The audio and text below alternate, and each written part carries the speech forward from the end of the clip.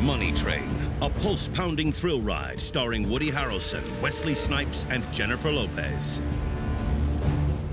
But it's also a film that inspires an identical copycat crime just 4 days after the movie premieres. In the film Money Train, there is a pyromaniac who goes around New York City setting subway booths on fire, which is something that also happened in real life. A copycat crime so bizarre, Congress even takes note. This was a big case. It wasn't long before the politicians got involved. Then Majority Leader Bob Dole made a statement. The movie apparently contains 2 scenes nearly identical to the one that occurred in Brooklyn on Sunday. While Money Train delights viewers with its action-packed all-star cast, the movie also inspires pure evil. This was a horrible crime. This was a senseless crime that attracted the attention of the nation. This was a copycat crime. I mean, every single step of this crime was exactly the same. It was one of the first incidents of Hollywood being blamed for these type of copycat killings. And in the weeks that follow, a slew of Money Train copycat crimes spread across New York City. Was this torching a one-time thing? Or were these guys just getting started? It seems like there's a copycat serial arsonist on the loose. There were a lot of similarities between the movie and the crime. It was the same city and the same time of year, same events. In the city that never sleeps, the NYPD turns up the heat to catch the perpetrators. The real-life Money Train killers are on the loose. It was an all-out manhunt for these guys. They were not going to get away with this. Not in this city.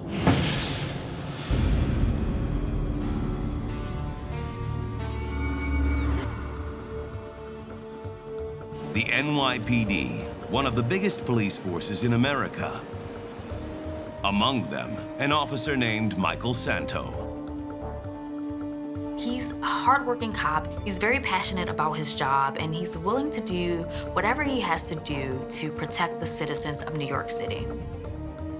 In November of 1995, a few days after Thanksgiving, Officer Santo has no idea that one movie will change his life forever. The film Money Train is released and hits theaters with high expectations. There are a lot of films that often take place in New York, especially during the holidays. The film Money Train was a really fun look at New York City during the holiday times, and it was filled with so many exciting elements. The film stars Woody Harrelson and Wesley Snipes. And it almost feels like some kind of a sequel to White Men Can't Jump, because that was such a big film that they were in, and their dynamic was great. So everybody was happy to see them come back together for Money Train. Money Train is a buddy cop film about 2 New York City police officers trying to protect the city's underground transit system. They're transit police officers, and what they do is they're in the stations on the lookout for people jumping turnstiles, and maybe they'll spot some muggings or just people who are too drunk. But everything changes for them once one of the token booths gets blown up, and they're right there to witness it.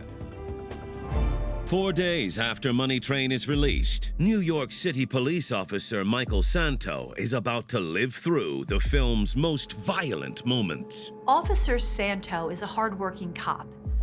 He's new on the force, and so he's kind of the low man on the totem pole, and he's working his way up the ranks, so he's putting in his dues by working the holiday weekend shift.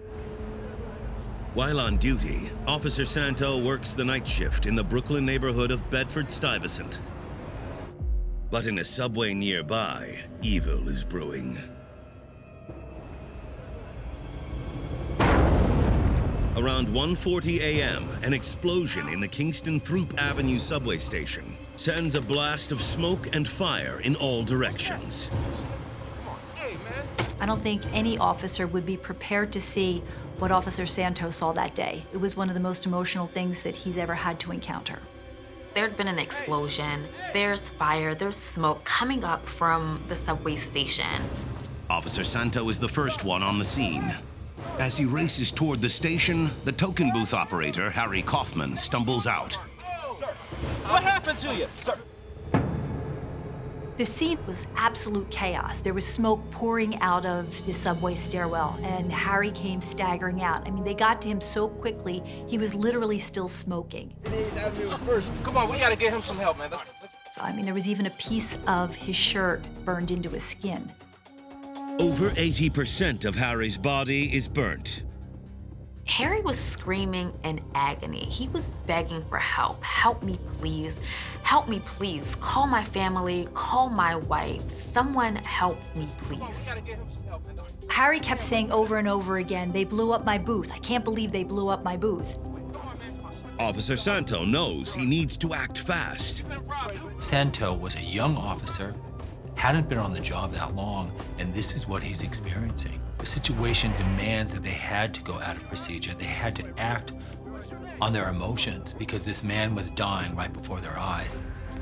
Although Officer Santo is determined to catch whoever did this to Harry, his immediate concern is saving his life. The decision was made to put Harry into the police car to get him to the hospital as quickly as possible without waiting for an ambulance. Time was of the essence. These officers definitely were going against protocol.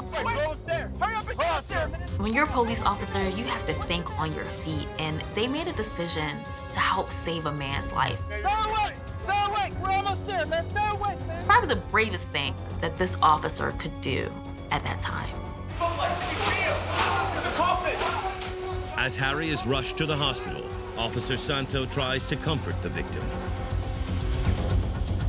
There's a bond already. You know, he's the one that brought Harry to the hospital, and I think he's the one that's willing Harry to stay alive. And I think there's also another part of him, the police officer part of him, who is also thinking, stay alive, buddy, stay alive so we can get whoever did this to you. Officer Santo successfully gets Harry to the hospital. It's really a miracle that Officer Santo and Harry came together that night. I mean, they're both men, you know, making a living the best they knew how, and this terrible thing happens and both of them come together. But only time will tell if he survives the night. As soon as Harry is stable, detectives from the NYPD rush to his bedside. Harry had second and third degree burns all over his body, and the smoke inhalation was so great that he had to be on a respirator during that time, and he was in excruciating pain. But despite all odds, he's determined to share his horrific story.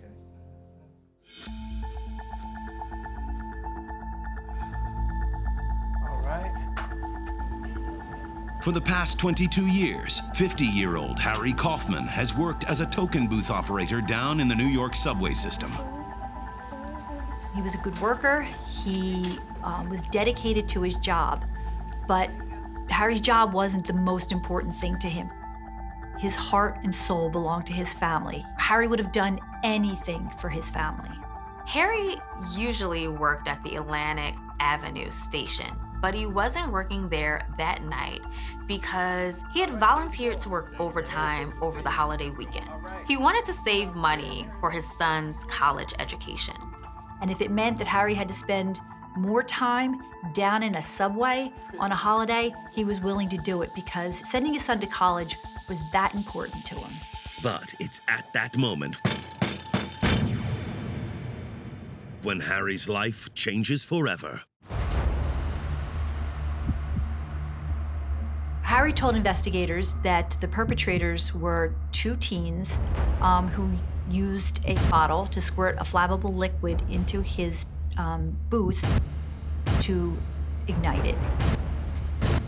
Even though he is in critical condition, Harry is able to give detectives a description of his assailants. According to Harry, one of the young men was about 18 to 25 years old. He was 6 feet tall and 200 pounds. He was wearing a brown and green jacket. As far as the second guy, all he knew is he's about 5'6" tall. Harry provided very important details. I think that's another indication of just how dedicated Harry was to his family. I think that he was determined to at least survive long enough to make sure that whoever had done this wasn't going to get away with it. While Harry's family rushes to his bedside, the NYPD gets to work. You want to be able to save someone. The situation demands that they're much more motivated to try to get that information so then you can go out and catch these people. This isn't the first time the NYPD has dealt with arson attacks in the subway system. In 1988, there was a string of arson attacks on token booths from people who were trying to rob the Clerks. But if Harry doesn't pull through, he'll be the first victim to die from one of these attacks in 7 years. As detectives scramble for clues, they follow their first lead straight to the box office. Money Train was released just 4 days prior to the attack on Harry. The similarities between the movie and the attack seem very close. Like, it's just pretty right on. In Money Train, a pyromaniac terrorizes the city by robbing New York subway token booths and then setting their operators on fire. The maniac, after he would put a hose and pour the gasoline in, he would light a match and ignite the fire and then run off. In the film, Wesley Snipes and Woody Harrelson are assigned to the case, and Jennifer Lopez eventually joins their team. The newly released movie is a popular choice at the theater, bringing in $10 million on its opening weekend. The NYPD can't help but think Harry's attack is likely a copycat crime. They're pretty hard not to compare just because they did happen in the same place and right around the same time, Christmas time. This was a big case. It wasn't long before the politicians got involved. Then Majority Leader Bob Dole made a statement. Are the Money Train scenes and the real-life tragedy in Brooklyn just a coincidence? When you get movie and television depictions of criminal activity, it is often copycatted. The fact that it was 4 days and then the attack happened made it a little too hard not to see the similarities. It's the classic case of life imitating art. And just like the movie, the NYPD will have to catch these rogue pyromaniacs before they attack again. In this movie, everything turns out fine, but in real life, that doesn't always happen. And the longer these guys are on the loose, the more dangerous it becomes for people. Just days after Thanksgiving, New York City residents are terrified by a copycat attack on a local man named Harry Kaufman. 50-year-old Harry Kaufman was working an overtime holiday shift in the New York subway when 2 people came up to him and squirted a flammable liquid into his booth and set him on fire. It's a public area. Anyone else could have been hurt, but it also was a senseless crime. It did not make sense. The NYPD believes the movie Money Train inspired this cold-hearted act. Money Train is a comedy, and it's also a lot of action. There's a lot of action in the film, and that's what people are attracted to. Now, Harry is fighting to survive in the hospital's ICU. This was a big case. It was a shocking case, and it spread like wildfire from local news to national news in no time at all. Are the Money Train scenes and the real-life tragedy in Brooklyn just a coincidence? Perhaps. But apparently this is not the view of New York City Police Commissioner William Bratton, who says, quote, there seems to be some connection between the movie and the explosions, end of quote. Or as Alan Keeper, the head of the New York Transit Authority, points out, we knew from experience that when you get movie and television depictions of criminal activity, it is often copycatted. We are attracted by action-packed films that are fun. Movies are an escape, and Money Train provided that escape for millions of people. But now that tragedy has occurred off-screen, it's time to find the perpetrators. You have someone that's trapped inside a booth, and then you have robbers who are robbing and killing for very little money. So it seems very callous. The booth is destroyed, but the perps don't get any money. No seasoned criminal would risk everything and get nothing. I would like to believe that in order for you to think you could get away with a pyromaniac scheme from a film, you have to be pretty desperate. The perpetrators also may be someone who's been to the theater to see Money Train in the past 4 days. Money Train is more than just an action adventure or a heist movie because it's got such a strong element of comedic timing. Those two, Wesley Snipes and Woody Harrelson, just have great chemistry. On the surface, Money Train is a buddy comedy. But the peripheral plot of the film is about as dark as any gruesome thriller. The villain of the movie is a man who goes around blowing up the token booths. He didn't care about who he killed or how many people were affected. Just days after the film is released, real-life victim Harry Kaufman is in critical condition. He had second and third degree burns over 80% of his body. His son said that he was in tremendous pain. Police are lucky because he's still able to tell them a little bit about what happened to him, and he describes the two perpetrators as teenage boys. But with over 7 million people living in New York City, finding the attackers before they strike again seems next to impossible.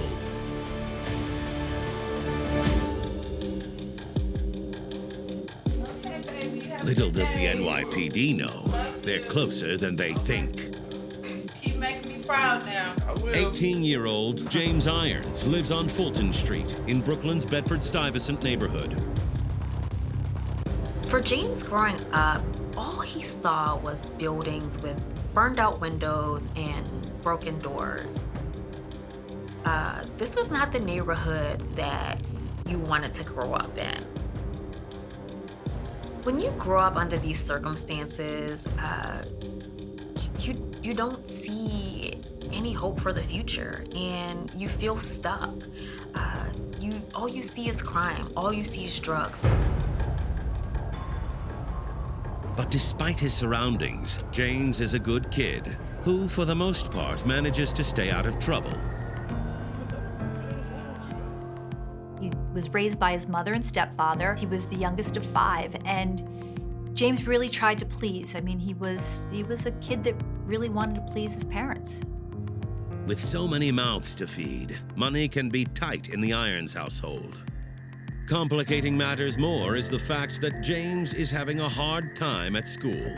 He struggled with his studies. He was absent a lot, and that didn't help matters. And eventually that caused James to drop out of school.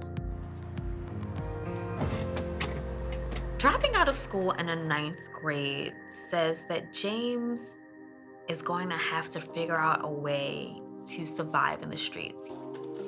After he drops out, James works odd jobs around his apartment complex for the building's superintendent. He did have a drive to earn money and make something of himself. It would have been very easy for James to just, hit the streets like so many other kids his age and sell drugs. I mean, there was certainly money in it, but that's not what James was about. James knows that life isn't going to be easy. He's young and impressionable, 2 things that make him an easy target on the streets. Luckily, he has 2 loyal friends by his side, Vincent Ellerbe and Thomas Malick. Hey, you missed the spot, man. It's very important to feel that you have people who will watch out for you, especially in a neighborhood like Bed-Stuy. They could kind of protect him, look out for him, make him feel that he had some protection. Vincent and Thomas are from the same streets, where they both had a few run-ins with the law. By 18, Vincent had already been arrested twice. We don't know what he was arrested for because he was a juvenile and those records are sealed. But people that knew him said he was very volatile. His moods could change on a dime. On the other hand, 19-year-old Thomas is an open book. He has charges of robbery, possession of a gun, and assault.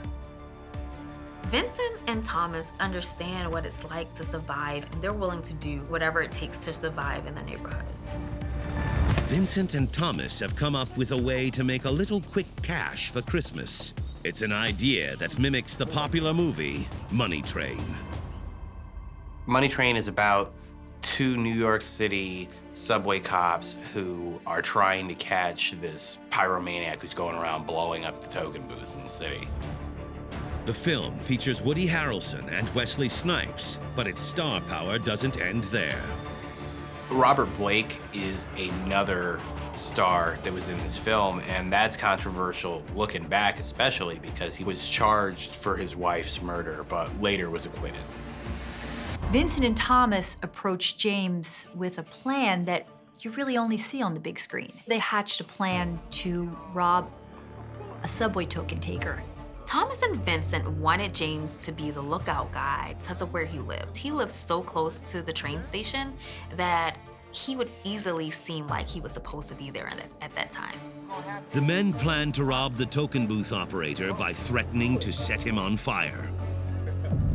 Vincent and Thomas have access to a couple of guns and a rifle, but the glass in the token booths is bulletproof. So they have gasoline and matches. And there's no greater threat to a token collector than that combination. It's a threatening act because the person in the toll booth is literally trapped. It's almost exactly how Chris Cooper's character pulled off his robberies in Money Train. But unlike Cooper's character, off-screen, James is scared. Vincent and Thomas had both been in, trouble with the law. But for James, this was all new territory. I mean, this was a kid whose only crime to date was hopping over a subway turnstile. You're gonna be the lookout. That's it. We won't get caught. That's it. I promise. James is worried about getting caught, not only because he's never committed a robbery before, but he lives there. He lives in that neighborhood. So it'll be very easy for someone to say, hey, I saw James there. Are you in, dog? Are you in, man? Come on, you in, man. That's what I'm saying, man. Although James has reservations, he thinks it's a chance to earn some real money and please his friends. I see James as doing it because they've asked him to do it. And so there is a sense of belonging. He also may have felt there would have been repercussions if he declined their invitation to commit this crime. His friends assure James the plan is foolproof. After all, they have Money Train as their guide. They're basing their belief that they can successfully rob the token booth on a Hollywood movie. In the movie, it was not a successful crime, but these robbers thought they could make it successful. Everyone seems to feel they can do a better job, and they're smarter than everyone else. But will they be able to upstage their movie idols? These teens thought that they were gonna walk up, brandishing their gasoline, get the guy to give them the money, and walk off richer than they were before. But that's not what happened. In the movies, viewers love to root for a character with a heart of gold. And if his life were scripted, New York City transit worker Harry Kaufman would be a fan favorite. Harry seemed to be an overall great guy. People really liked him, and his family loved him. Harry worked hard for his family. He didn't want to be away from them on that holiday weekend, but he took the shift because he was saving money for his son's college tuition. Harry was so proud of his son. He attended a performing arts school and he played saxophone in his band. Harry loved his son. He wanted his son to go on to college, and he wanted his son to have the opportunities that he did not have. Harry might not be the wealthiest man in New York, but he's happy. Harry's a family man, and I think his biggest sense of pride was his family. What makes Harry feel good about himself is providing for his family. Working nights down in the subways isn't the easiest job in the world, but for Harry, the money he'll be able to save is worth it. Until the early hours of November 26th, when his life changes forever. Because just like in the movie Money Train, Harry is being watched. In the movie, Chris Cooper's token booth scene starts with him ordering someone to give him the money. And then after they've had a little bit of conversation, He puts the gasoline into the booth and lights the match, and you get a little look at his hand and you can see the amount of scars that have been done due to the damage from previous work.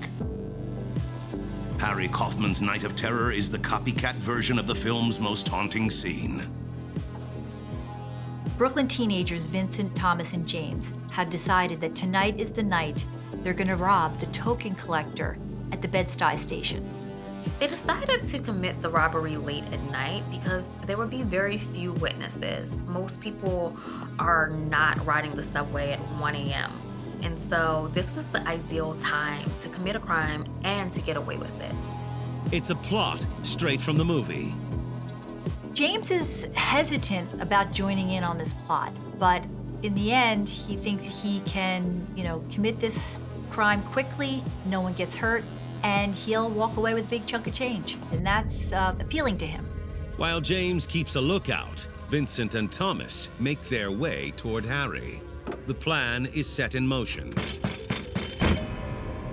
A few months earlier, Harry had been robbed while working his regular shift at the Atlantic Avenue station. The experience caused Harry to be very cautious while at work. They were holding a gun with a clip that has 17 shots, and that was very intimidating for Harry. Now, Harry is faced with a similar situation. Hey, give us the cash, old man. Oh man, you won't give us his cash. Look, get out of here before I call the police. Which, in the end, will be tragically different. It's possible when the second robbery occurred, he said, "Not again. This is not going to happen again."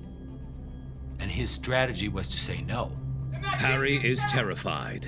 He refuses to hand over any cash and leave his bulletproof booth. Hey, I warned you, old man. You heard him, man. He did not get out of the booth because if he did, that left the opportunity for him to possibly be shot at.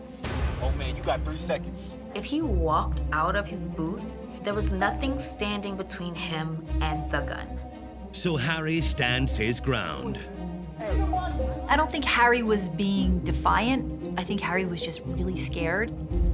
But for the teens, they see that as, refusing to do what they tell him, refusing to give up the money. Harry's defiance angers Vincent, who takes out a can of gasoline and splashes it on Harry through the coin slot. You know the smell of gasoline, so Harry knows immediately what's all over him.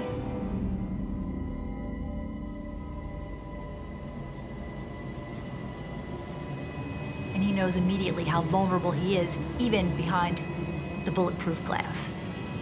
And when he sees those matches, he just knows how bad this could be. He begged them, please don't do it.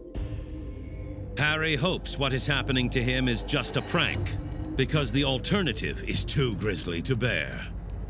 I'm pretty sure when Harry saw the match, he was terrified. I'm pretty sure he thought about his life, he thought about his family, and he thought about his future. Now you can ask yourself, why doesn't he give him the money? It's very possible that when the gasoline was sprayed in, he was no longer thinking about producing the money. He was just thinking about his own life. In the movie Money Train, Wesley Snipes and Woody Harrelson are able to stop a rogue pyro from killing their partner, Jennifer Lopez. But will Harry have the same fate? I think Harry thought that by appealing to their humanity, that would stop them. And unfortunately for Harry, these kids didn't have any humanity.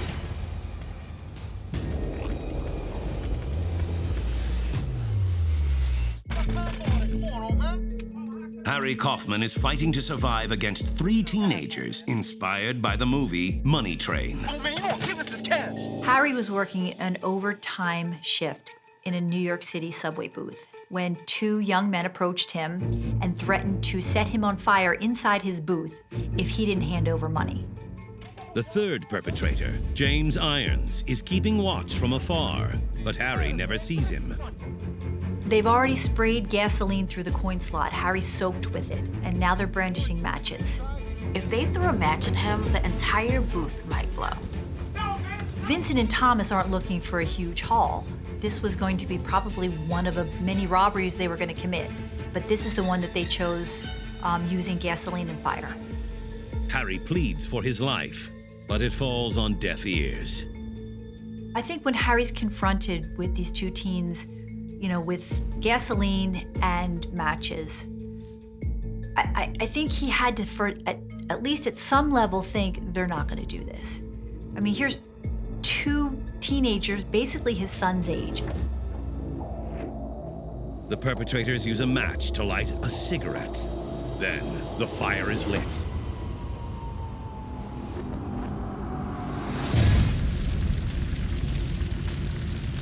It was an inferno in there. There was no way to move to escape them. Flames were everywhere, especially on Harry because his shirt was soaked in gasoline. Lighting someone on fire is an incredibly gruesome act.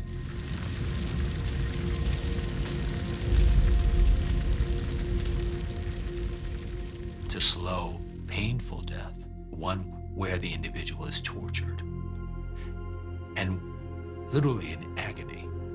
You can only imagine what that was like to be trapped in that situation. You're in a tight, enclosed space that you're using as a form of protection, but then that protective box then becomes your own torture chamber. The fire is unable to be extinguished quickly. Despite the system that the New York City had installed to protect its operators, the system wasn't foolproof. It could be tampered with. And operators often covered up the sensors so they could smoke in the booth. Unfortunately, on this fateful night, the sensor in the booth that Harry was working in was covered up, and it wasn't working.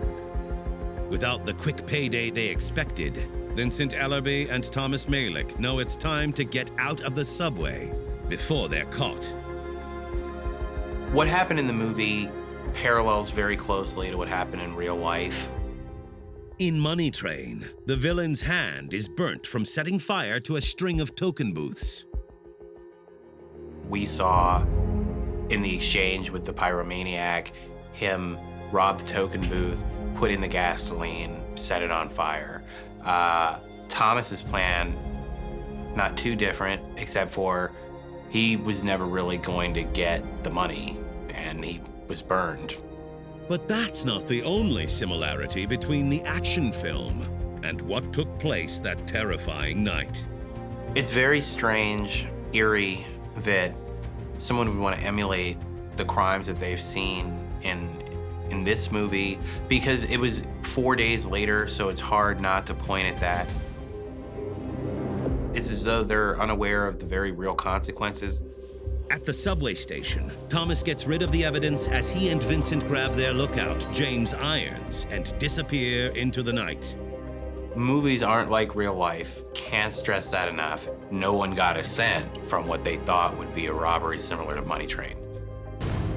The three men think they've gotten away with a copycat crime. Little do they know, Harry is still alive.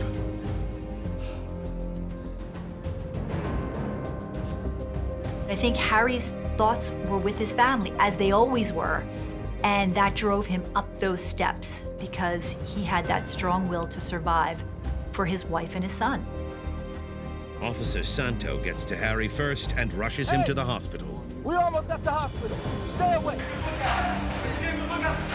When you see something like this, you know that you have to help someone. The only way that you can help Harry is to make sure you find out whoever it is that did this to him. Not only so that they're punished for this, but so that they can never ever do this to anyone else. Harry is able to give detectives a description of his assailants before he slips into a coma. The NYPD immediately puts out an all-points bulletin for the suspects while Harry's family prays he'll make it through the night. Harry's burns are so severe, his doctors really give him little chance of surviving. Not only is he burned over 80% of his body, but his lungs were very damaged by the fire. As word of the attack spreads, police hope this is simply an isolated incident. But within hours after Harry's token booth was attacked, several copycat crimes are reported. This is the beginning of a string of arson attacks. This was terrifying because this meant that there could be multiple cases just like Harry's, and no one wanted to see that happen in the city of New York. All by the means of torching, as displayed in the movie Money Train. The NYPD has no idea the kind of evil they're dealing with. This was a horrible crime. This was a senseless crime that attracted the attention of the nation. Were these guys just getting started? It seems like there's a copycat serial arsonist on the loose. Are these copycats of the attack on Harry? Are they just people themselves, copying the money train? Is this the work of a lot of people? Or is this just one group of people? We have researched the number of incidents we have had of this nature and are checking with parole to see if anyone that has been arrested has been released. And will Harry survive long enough to see his attackers brought to justice? This crime riveted the public. Everybody was rooting for Harry. They wanted to know how he was doing. And I think people really wanted to see him, walk away from this.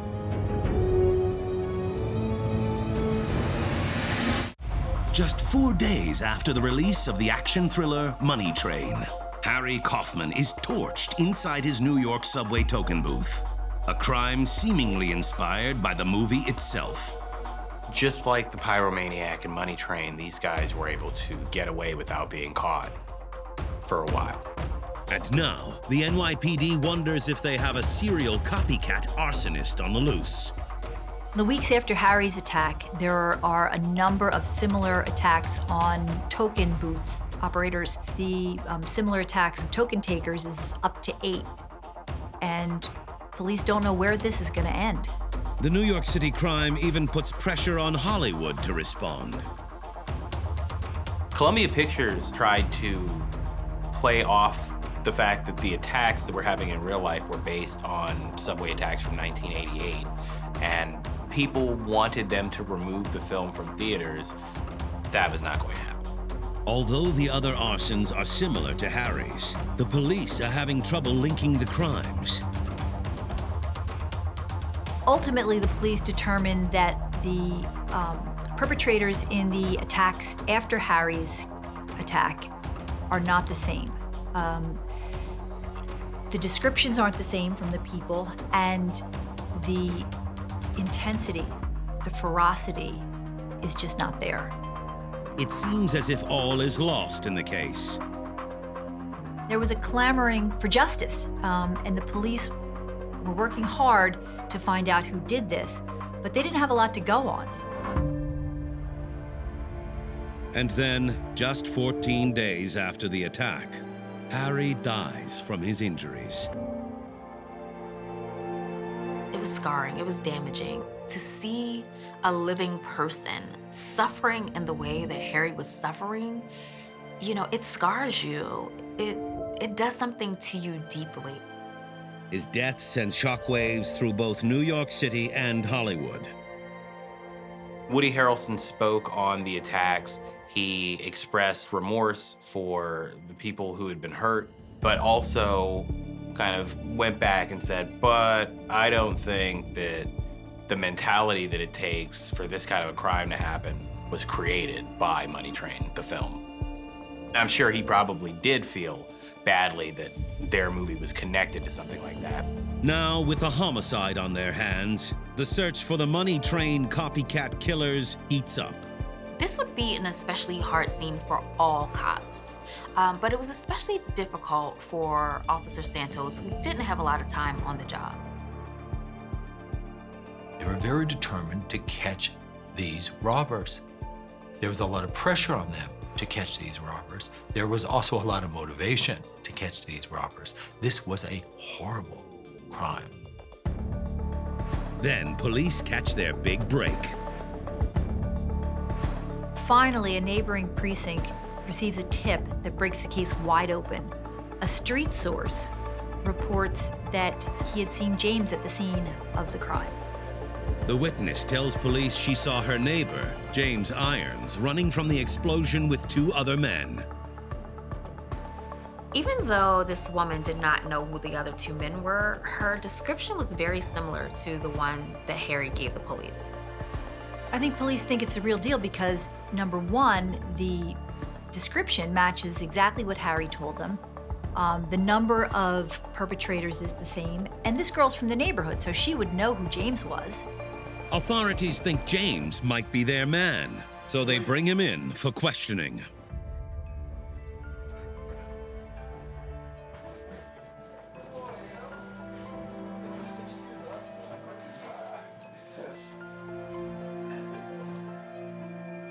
Initially, James adamantly denies having anything to do with the crime. Take your time. I know it's tough. He claims he was with his family on the night of the crime. James's family goes as far as to provide an alibi for him. They said he could not have been there because at the time that Harry was being set on fire, James was home with us. James's mother said she actually heard the explosion of the booth, and at the time, James was warming up soup on the stove, and she told him to call 911. But police aren't buying his mother's story. It's also possible, due to a mother's love, that her perception is the police don't play fair, and the police don't follow the rules. And if you're not playing fair, why do I have to play fair if I need to protect my son? Eventually, he does admit being there. James finally breaks down and tells the police that it was all his friend's idea. They devised a plan to rob the token booth, but he had no idea that Harry or anyone would be set on fire. Next. James told police it was just a pure coincidence that 4 days after Money Train came out, Harry was lit on fire in exactly the same way that occurred in the movie. Coincidence or not, police arrest James, Vincent, and Thomas for the murder of Harry Kaufman. A few weeks later, they all claimed they had nothing to do with the crime and that they were forced to give statements implicating themselves. They were forced to, admit culpability when really there was none. They said that the police basically beat it out of them.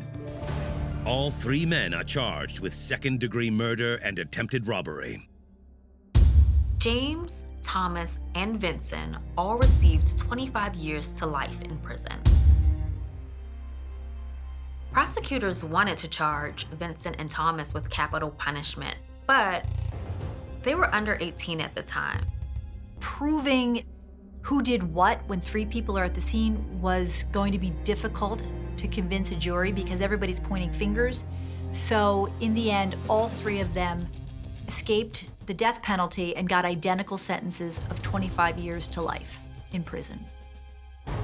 While James, Vincent, and Thomas state they were never inspired by the movie Money Train, some have their doubts. All of the boys deny that the movie Money Train inspired their act. But during the trial, an informant testifies that Thomas told him that the attack was inspired by the movie Money Train. I guess we'll never know for sure. Well, he doesn't want to have the film connected because there would be guilt and responsibility involved. And it's easier to say it's not connected rather than taking responsibility that it may have been connected because someone is copycatting. Regardless, Harry Kaufman's family will never look at the holidays the same again.